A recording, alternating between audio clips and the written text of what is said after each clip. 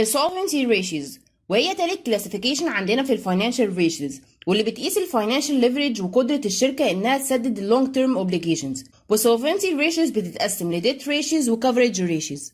واول ريشيو عندنا في الديت ريشيوز هي الديت ايكويتي ريشيو، والريشيو دي بتبين مدى اعتماد الشركه على الديتس في تمويلها للفيكسد كوست مقارنه بالايكويتي اللي عندها، واللي بتعكس قدره الشير هولدرز انهم يغطوا الديتس في حاله افلاس الشركه. ونقدر نحسبها عن طريق اننا نقسم التوتال ديتس على التوتال شير هولدرز ايكويتي، ولما النسبه دي بتزيد ده معناه ان الشركه aggressive in financing its growth with debts. تاني ريشيو عندنا في الديت ريشيوز هي الديت تو كابيتال ريشيو، واللي برضو بتقيس الفاينانشال ليفريج بتاعت الشركه، ونقدر نحسبها عن طريق اننا نقسم التوتال ديتس على التوتال ديتس بلس التوتال شير هولدرز ايكويتي. ولما بتكون النسبه دي كبيره ده معناه ان الشركه بتمول الاوبريشنز بتاعتها عن طريق الديتس، ولما بتكون قليله فده معناه ان الشركه بتكبر الفندز بتاعتها عن طريق الكرنت ريفينيوز او الشير هولدرز ايكويتي. تالت ريشيو عندنا هي الديت تو اسيتس ريشيو، واللي بتقيس الاسيتس بتاعت الشركه بالنسبه للديتس، ونقدر نحسبها عن طريق اننا نقسم التوتال ديتس على التوتال اسيتس.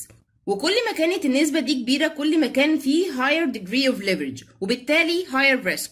واخر ريشيو عندنا في الديت ريشيوز وهي الفاينانشال ليفريج ريشيو، واللي برضو بتقيس the company's use of debts in financing، ونقدر نحسبها عن طريق اننا نقسم الافريج توتال assets على الافريج توتال equity. والافريج هنا معناه the average value at the beginning and at the end of the period. وتاني ريشيوز عندنا في السولفنسي ريشيوز وهي الكفرج ريشيوز، واول ريشيو فيها هي الانترست كفرج، واللي بتقيس قدرة الشركة انها تسدد الانترست اللي عليها، ونقدر نحسبها عن طريق اننا نقسم الابت على الانترست بيمنتس.